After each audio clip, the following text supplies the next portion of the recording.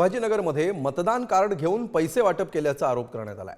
विरोधी पक्षनेते Ambadas दानवेंनी x post करत हा आरोप केलाय। अंबादास दानवेंकडून पैसे वाटप होत असल्याचा व्हिडिओ देखील पोस्ट करण्यात आला। संजय शिरसाटांच्या फोन नंतर 2 कोटीची रक्कम सोडली असा दावाही त्यांनी केला।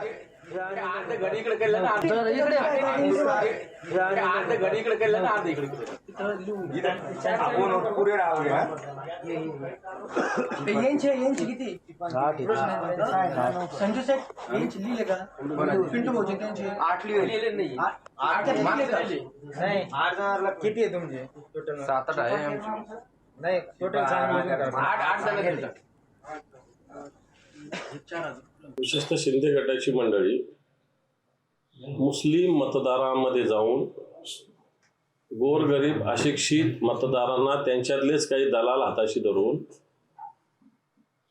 आधार कार्ड वोटिंग कार्ड जमा करायचं, बोटाला शाई लावायची आणि त्यांनी मतदान करायचं नाही। त्याच्या मोबदल्यात एक तुटपुंजी रक्कम 1000, 500, 1500, 2000 अशा पद्धतीने त्या मतदाराला द्यायची।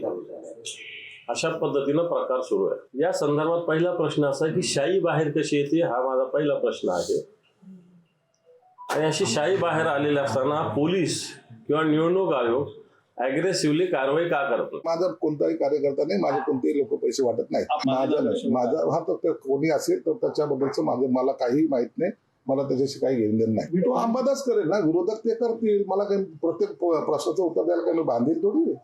म्हणून त्यांनी काय करावं त्यांचा प्रश्न, त्या सगळ्या प्रश्नाला मी उत्तर देण्यासाठी थोडी बसलोय। मला काय करायचं त्याच्याशी, त्यांचं कामच आहे, त्यांचा पराभव दिसतोय म्हणून ते करतायत।